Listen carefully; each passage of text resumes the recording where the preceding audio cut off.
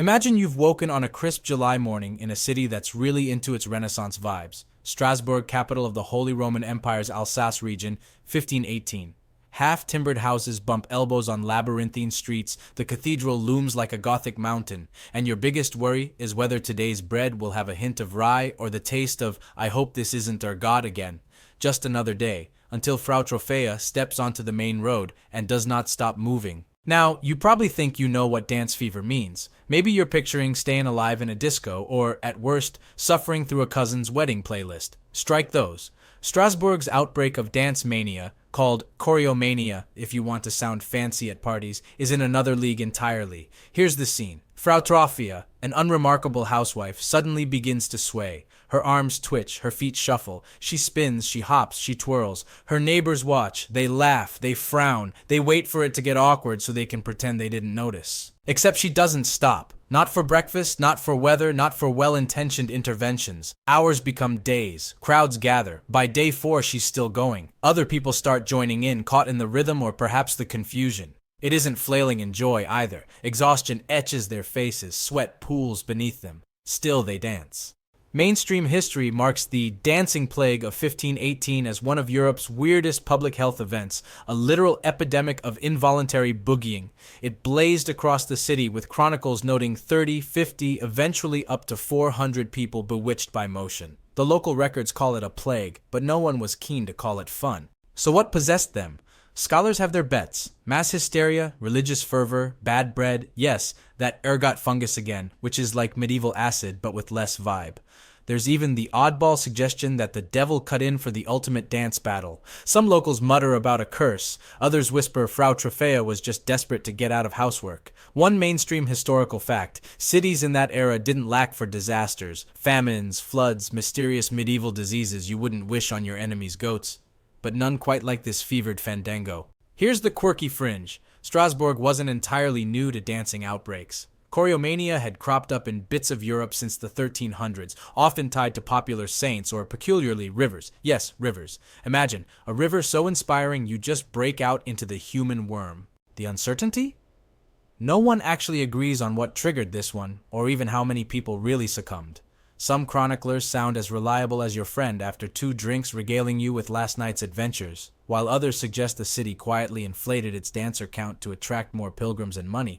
There's also wild academic debate if anyone danced to death at all, or if that was morbid PR, because let's face it, if your local scribe has to punch up the news, citywide synchronized suffering sounds more clickable. Was it mass psychogenic illness, bread gone bonkers, or straight-up boredom after a rough crop season?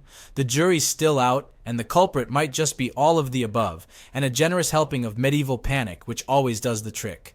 Picture for a moment what level of collective anxiety it takes for whole families, neighbors, and strangers to collapse into choreography so relentless that not even the town's priests or apothecaries could two-step them out of it. Feel the tension, shoes, and probably tempers, wearing thin, mysterious music pounding in everyone's ears with 0 DJs in sight, and the city's most reliable advice givers fully stumped. You might wonder whether the bees were radioactive or the moon a little off that summer. But for now, our story's just getting started. Strasbourg, a city on its feet, tripping over the border between bodily agony and communal ecstasy, watched by those lucky enough to have more resistant souls. You'd think when a crowd of twitchy, footloose citizens starts clogging up the city center, the local authorities would immediately step in, maybe with a glass of water and a stern word. In Strasbourg, city leaders responded with the bureaucratic equivalent of, well, let's see what happens if we make it bigger. There's a special place in history for mayors who face chaos and then, through a haze of confusion, decide to build a stage and hire musicians. This is not a euphemism. Picture the Strasbourg City Council, robes, feathered hats, the scent of power, and artisan cheese, holding an emergency meeting. Reports claim the afflicted aren't just shuffling, but convulsing like their joints have been replaced by marionette strings. People are fainting from exhaustion, hallucinating, foaming, twisting in calamitous duets and solos, and inconveniently blocking market carts and church doors. So the council does what any practical and slightly desperate government would: publicly recommend the dancers. Keep dancing. Why? Because popular science says that if an action is involuntary, it must be purged with more of the same, like fighting fire with a bigger fire, or curing a toothache by scheduling a root canal for the entire neighborhood. That's right, the authorities build a giant wooden platform in the public square. They even hire pipers and drummers, all to keep the afflicted moving until presumably their bodies naturally decide to stop. It's the first, and maybe only, government-sanctioned plague rave in European history. The city's most promising solution to involuntary dance: create a central, dance-friendly venue. In their defense, this was the Renaissance and germ theory was still centuries away. Leeches and logic sometimes worked on opposite schedules. This was not a modest operation. Soon, monks, market ladies, and the local apothecary's apprentice crowded the makeshift dance hall, watching open-mouthed as lines of the afflicted staggered, sweat-stained, and wild-eyed in the relentless summer heat. Augustine the baker and Marguerite the alewife had front-row seats to the town's most unsettling performance art installation. An unexpected mainstream historical tidbit: city authorities genuinely believed that enforced dancing, assisted by musicians, offered a cure for what they considered hot blood or an overheated mind. They figured the body would simply exhaust itself of the mania, like a medieval version of running until your anxiety evaporates, only with more blisters and less Spotify. But wait, it gets better. Legend and scattered letters insist that when those public performances proved ineffective, the city ordered the dancers herded into the cathedral. There, surrounded by icons and endless staring saints, they were supposed to find either a miracle or, at the very least, spiritual tiredness. It's as if, after the town's greatest exercise class, everyone was told to try Pilates while repenting. What's quirky is that the whole city seemed quietly invested in the spectacle. Musicians played for the dancers like some underpaid pit orchestra at an accidental opera. Onlookers placed bets and snickered. Children copied the moves in a parody of the adults, like the world's strangest game of Simon Says, minus the stop. Life had to go on. Fish still needed selling, sermons still needed delivering, horses still needed to trot through, now carefully dodging a waltzing crowd like awkward party guests at a barn dance, all while the clergy muttered into their sleeves. Of course, this all nudged the open debate into the truly wild. Was the city truly helping the afflicted, or just whipping up a spectacle for the curious, the bored, or the vindictively entertained?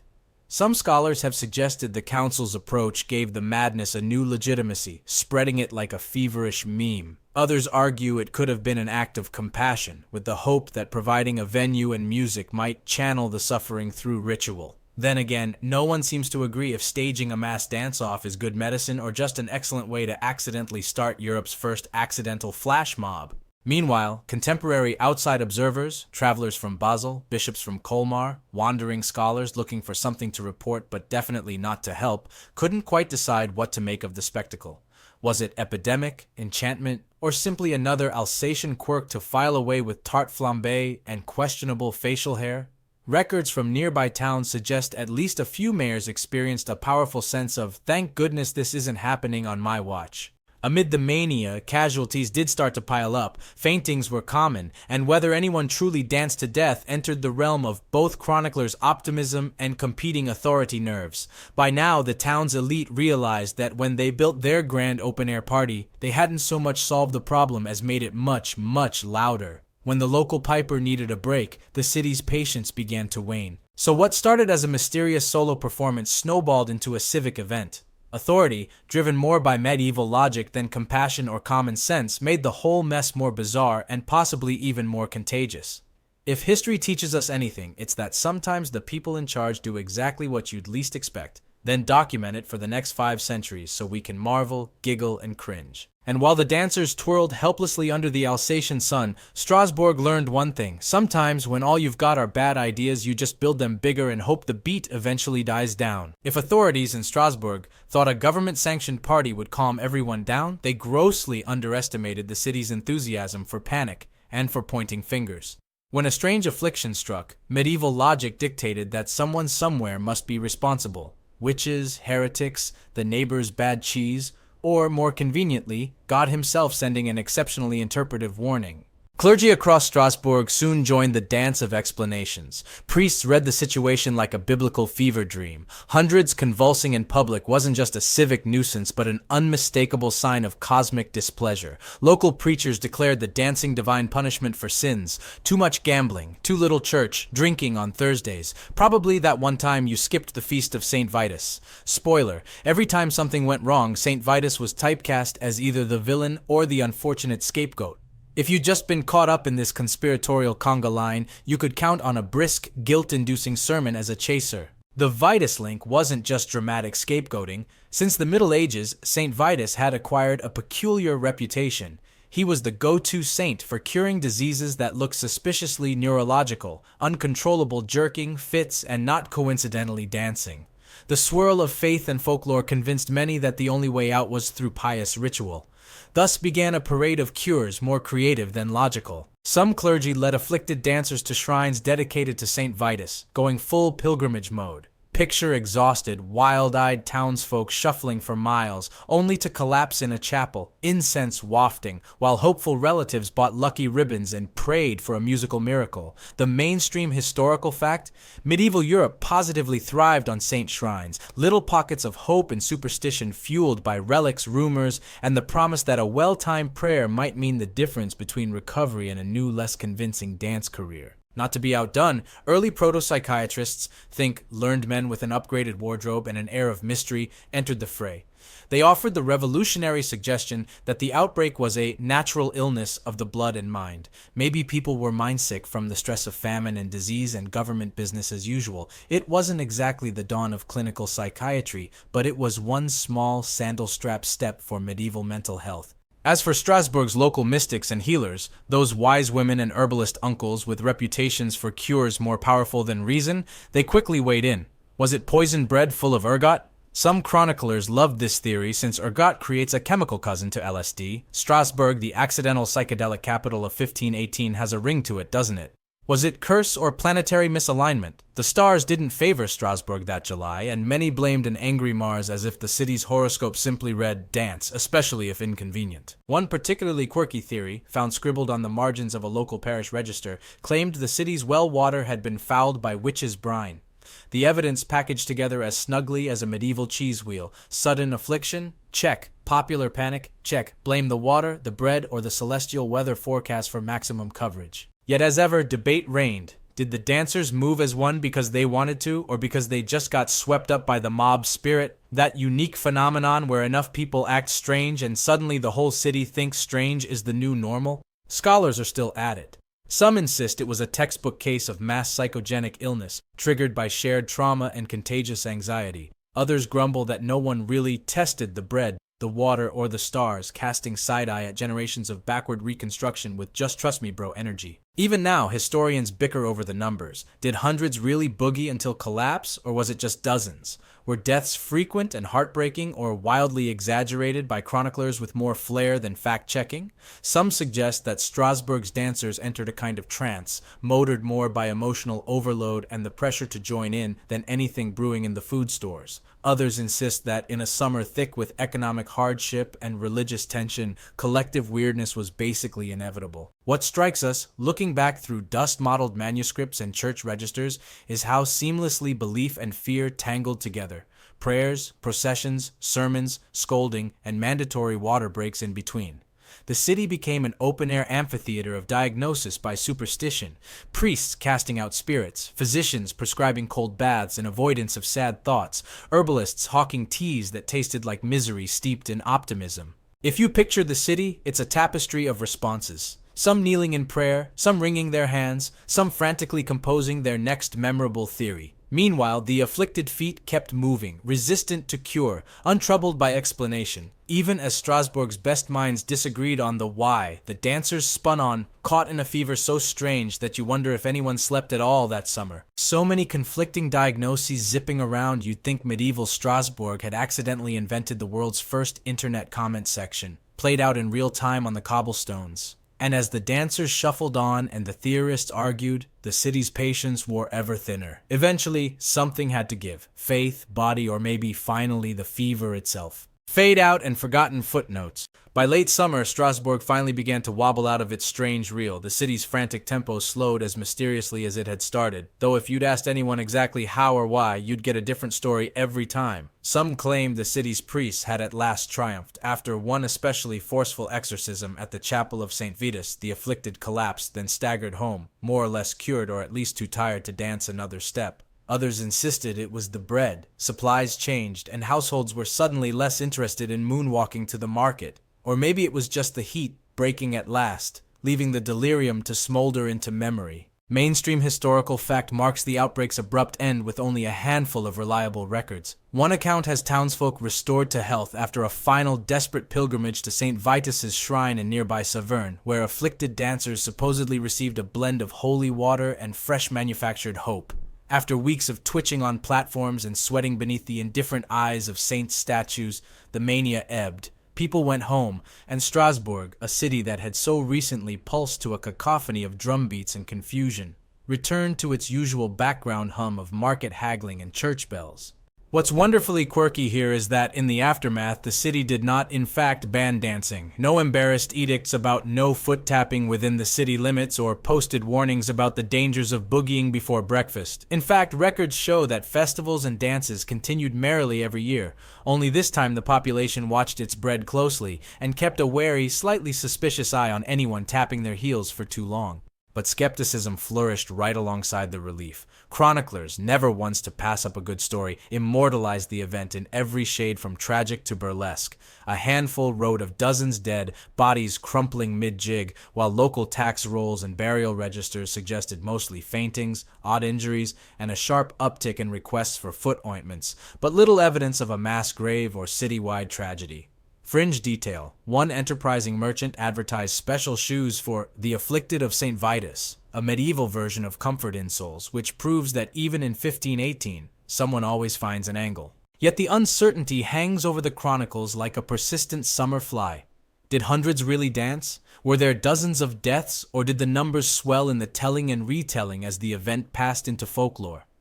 Centuries later, scholars dissect the old scribe's handwriting the way sports fans argue over disputed goals. Was he truly a witness, or just a creative city employee on deadline? Did people truly suffer a unique neurological epidemic, or was it such a perfect storm of stress, hunger, faith, and rumor that the city hypnotized itself into chaos? Some historians argue we'll never know for sure, since so much of what survives is secondhand, or written by people who, if they'd lived today, would run the world's strangest news blog. There's even a theory that the plague was, at least in part, an after-the-fact invention, a way for chroniclers and city leaders to explain away bad luck by conjuring up a story with a clear arc, vivid details, and someone to blame. But, like a mysterious song that briefly captures everyone's attention, then fades, the story shuffled out of memory. Strasbourg's daily life resumed, with its usual quota of petty squabbles, minor festivals, and bread anxieties. The city tiptoed around direct explanation. Nobody wanted to be the next Frau Trophäa, and no one could afford to invent another public health nightmare unless absolutely necessary. For centuries after, the dancing plague became a local legend, one more strange echo in the city's labyrinth of stories. Outsiders occasionally asked about it, pointing to the few half-legible city records or the time-worn murals in church aisles. A few skeptical councilmen denied it had happened at all, especially when foreign dignitaries asked uncomfortable follow-up questions. But for those living in Strasbourg that odd summer, you can bet the story grew with every telling, the summer the city's feet forgot how to stop. What lingers isn't just the suspicion or the science or the debate over poisoned bread. It's a sense of just how much mystery the past holds between its pages and how quickly the uncanny can slide into the everyday. Strasbourg went back to its uncertain peace, marriages and markets, a city much the same but forever different. Dancers, musicians, priests, and onlookers all eventually faded into the city's collective shrug. If you listen closely, though, maybe in the echoing quiet of the old city late at night, you might still almost hear a faint tapping on ancient stone, as though somewhere in the folds of time, feet once caught by a mysterious fever are still searching for a beat. The madness, once loud with drumbeats and murmurs, now slips into soft memory. Strasbourg's winding streets settle into a gentle hush, summer's waltz replaced by the calm of ordinary bustle. The city exhales, the past sifting down like dust in sunbeams, neither explained nor erased, only tucked away, one more layer in the cobbled silence. Some stories slip quietest of all, feet finding stillness, history soothing its ragged nerves beneath cathedral shadows. Perhaps mystery is best left unsolved, letting the peaceful hush follow long after the music is gone.